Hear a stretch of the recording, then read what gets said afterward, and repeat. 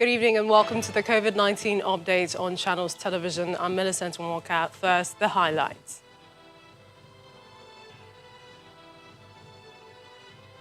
Almost 1 year into the pandemic in Nigeria, Kano State commences home-based care. Delta State expands testing capacity, resumes operation in some hospitals. And Americans hold vigil as U.S. deaths exceed 500,000.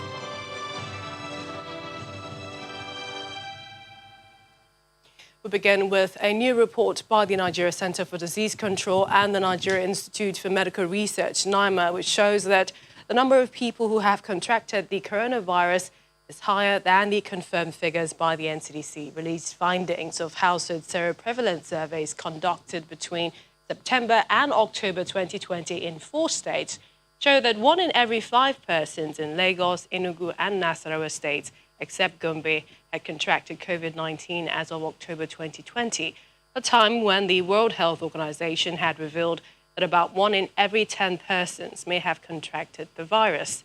The results from the survey shows that a significant proportion of people in Nigeria are still at risk of COVID-19, and the public health and social measures, including regular hand washing, proper use of the face mask, physical distancing, remain the best options to prevent the spread. Meanwhile, as of today, Nigeria have confirmed more than 152,000 coronavirus infections. The country recorded another low in the daily tally with 542 new confirmed cases and 23 deaths reported in 20 states and the FCT. Lagos recorded the highest with 99 cases, followed by Kwara, 91, Ebonyi recorded 48 cases, Osun State 44, and Kaduna recorded 42. You can find some of the other states that recorded cases as well on that list. Well, till date, total recoveries are over 120,000 cases, with 193 recoveries in Lagos, community recoveries that is, and 113 in Kwara State. According to the NCDC, a backlog of deaths was registered in Lagos State, putting the toll at 1,862 nationally. As regards vaccines, according to the PTF, the shipment of 4 out of 16 million doses is expected in the country within a week, and NAFDAC is expected to assess samples of the vaccine before COVID-19 vaccination commences. Meanwhile, Nigeria is on the list of countries suspended by Oman from arriving for 15 days to limit the spread of COVID-19. Out of the 10 banned, in the meantime, 8 are African countries, which include Sudan, South Africa, Tanzania, Ghana, Ethiopia, Guinea, and Sierra Leone. The suspension is to take effect from Thursday. The Rivers State House of Assembly is asking its Ministry of Health and the police to enforce the COVID-19 guidelines properly, especially the use of face masks in public places in the state. A motion by the Chairman House Committee on Health, Honorable Sam Oge, spoke on the need for the Assembly to intervene in the rising cases of the virus, which has infected over 6,000 persons. In the motion, the lawmaker says non-compliance to the protocols is frustrating government's efforts in curbing the spread.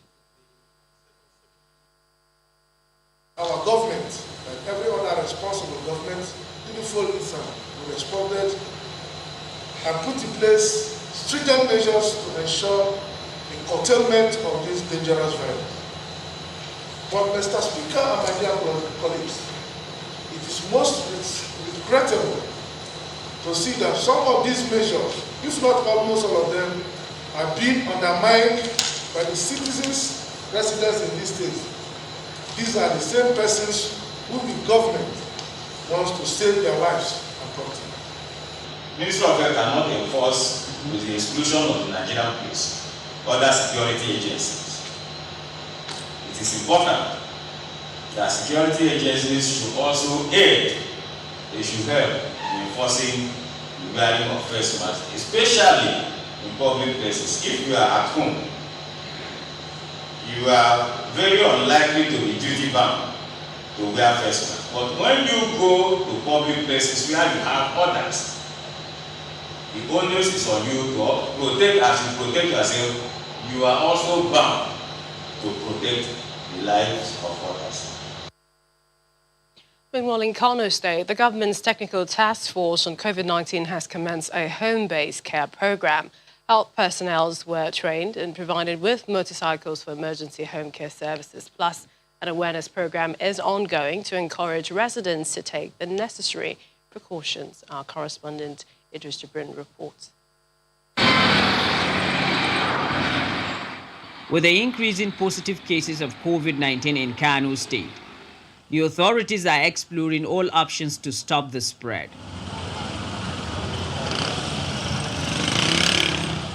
These healthcare workers were trained for conducting community target sampling and rendering emergency services to people in hard-to-reach communities or those who may wish to be isolated in their homes. If you are to take a vehicle, a jeep or a car, say to go to the extreme end in Kano with the traffic hold-up, likely it will take you hours. But with motorcycles, you can quickly, on it, run in no time.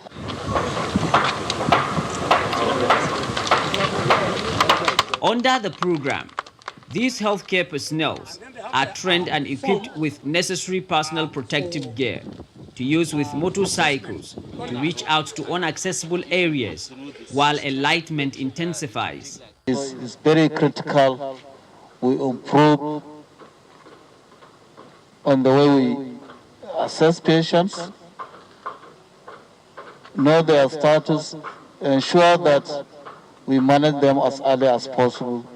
We improve on the efficiency on our response, so that we'll be able to, at the end of the day, contain the second wave of COVID-19.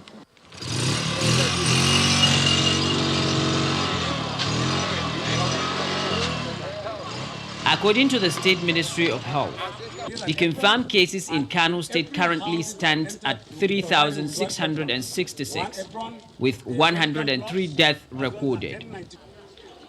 Idris Jibrin, Channels Television News. Meanwhile, the Delta State government is expanding its testing capacity with the resumption of testing operation in some specific and specialized hospitals across the state. The Chief Medical Director of the Federal Medical Center, Asaba, believes that this will help complement government's efforts to identify carriers as well as help them get early treatments to reduce the number of deaths associated with the virus.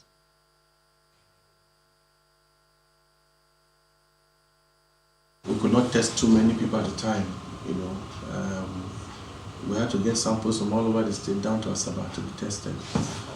But now, we have increased our capacity. We have 4 testing centers in Delta State now. We have the one at the Asaba Specialist Hospital still running. We have at Ogara Teaching Hospital, Delta State Teaching Hospital, Ogara.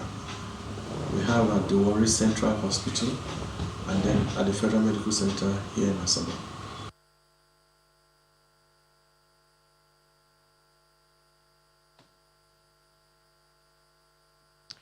In the meantime, more efforts are being made to combat the spread of COVID-19 in Osun State by various groups. One of such groups, the Victim Support Fund, has donated a solar borehole plant and other items to include hand wash stations, 2,000 pieces of reusable face masks, hand sanitizers.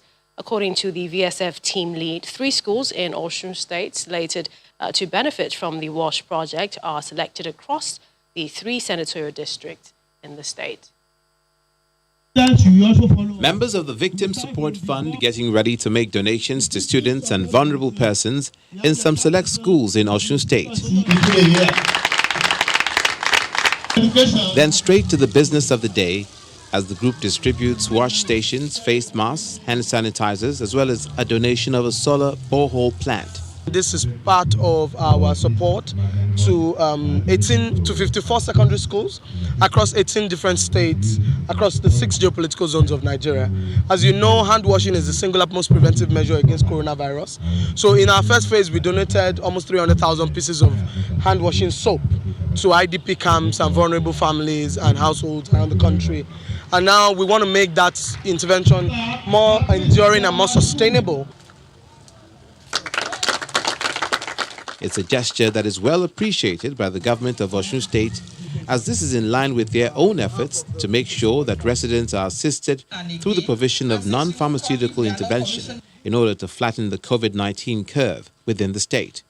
All the masks and everything they are bringing, they should put it to good use, because until we all take the non-pharmaceutical protocol seriously, we cannot push the COVID-19 disease away. The principal and some students of Baptist Grammar School also expressed their gratitude to the donors. The washing thing, the borehole, has exposed the students. So the students every morning, they are now conscious of the this COVID thing, and they are always washing their hand and always putting on the nose mask. Really appreciate for what the VSF Victim Support Fund did to us. Really appreciate. And then it was time to demonstrate the hand-washing process to all present. The donors and the government officials here expect that this exercise will not be a one-off occasion, because the curve of coronavirus can only be flattened when there is strict adherence to the NCDC protocols.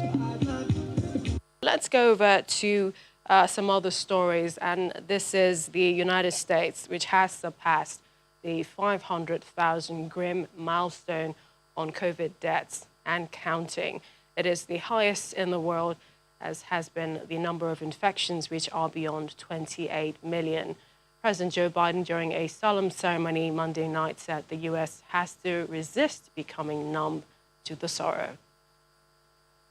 President Biden held a candlelight vigil at the White House, which commemorated a grim milestone for the U.S., as COVID-19 has claimed the lives of over 500,000 Americans. 500,071 dead.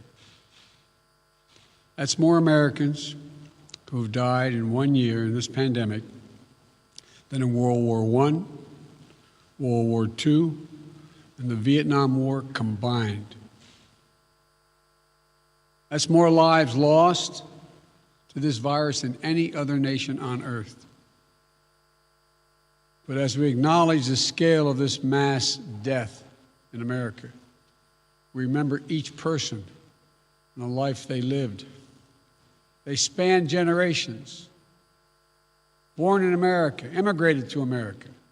President Biden and Dr. Anthony Fauci acknowledged that the U.S. political divide on how to address the pandemic has caused many lives to be lost. We must end the politics and misinformation that's divided families, communities, in the country.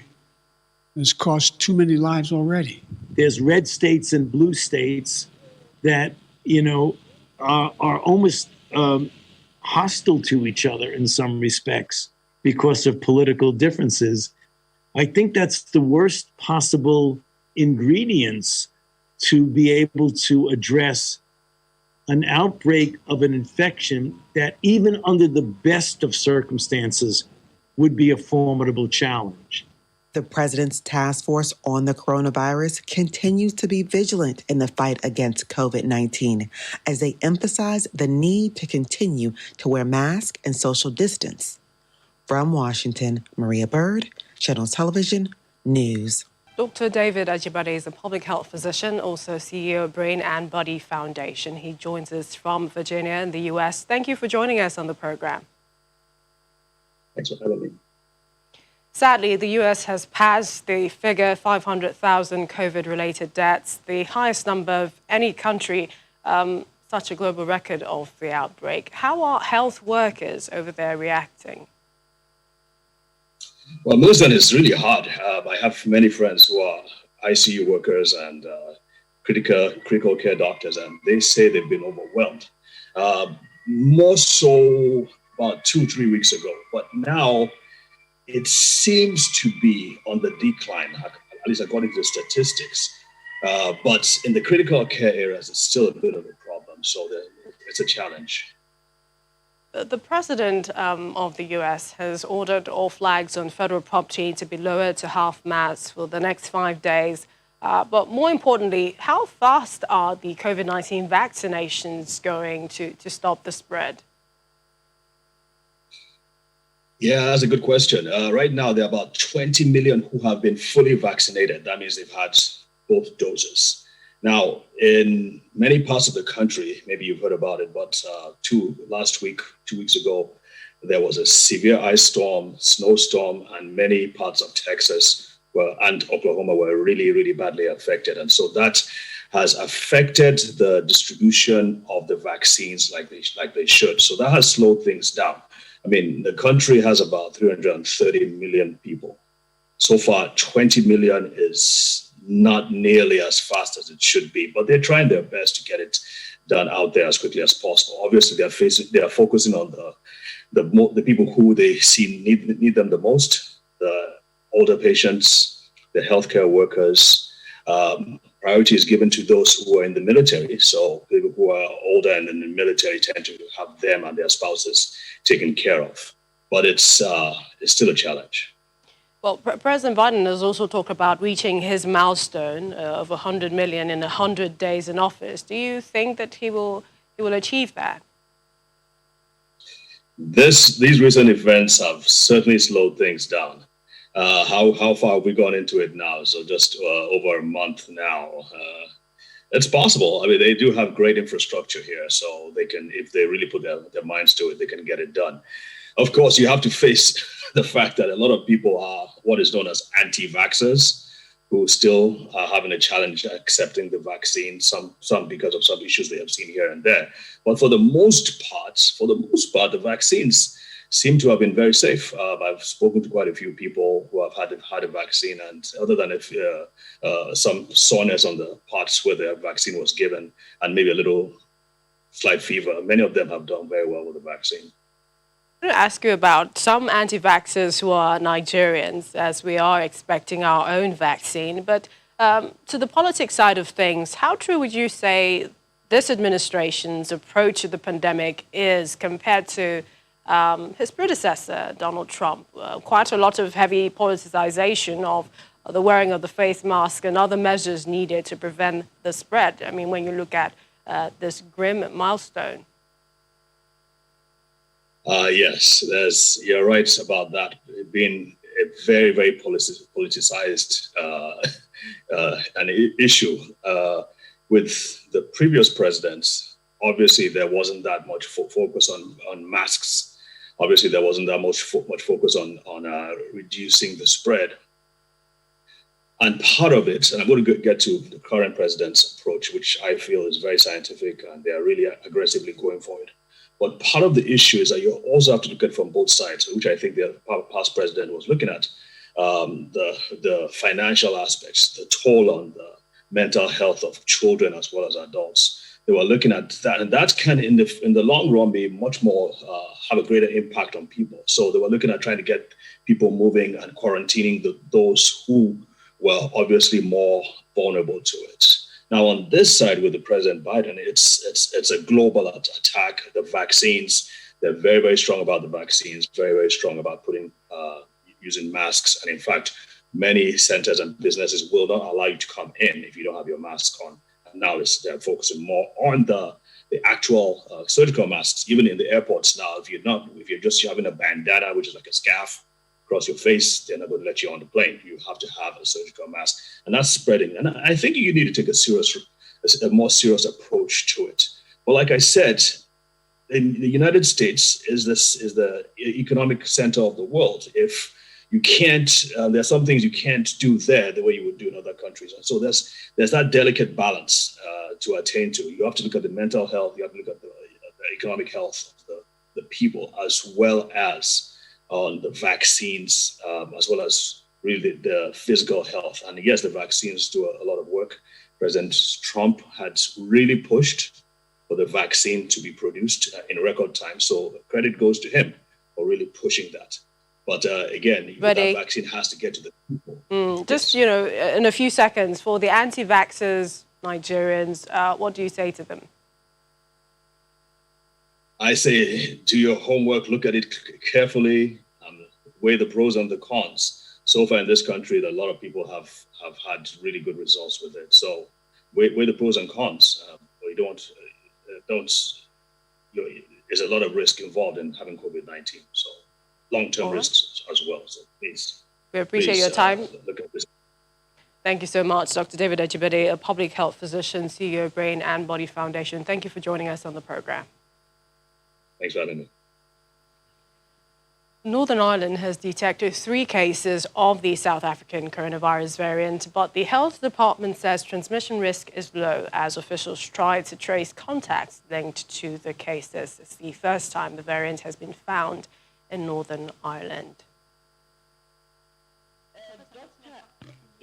WHO Director General Dr. Tedros Ghebreyesus is asking high-income countries to share vaccine doses immediately while urging manufacturers to prioritize contracts with COVAX and significantly increase the production of vaccines. Currently, some high-income countries are entering contracts with vaccine manufacturers that undermine the deals that COVAX has in place and reduce the number of doses COVAX can buy. Even if we have the funds, we can only deliver vaccines to poorer countries if high-income countries cooperate in respecting the deals COVAX has done and the new deals it's doing.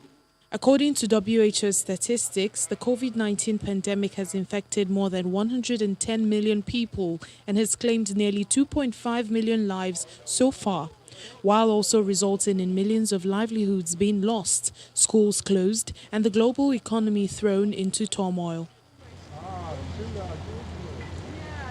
Meanwhile, Londoners have expressed support for the slow and cautious approach to easing England's coronavirus restrictions outlined by Prime Minister Boris Johnson.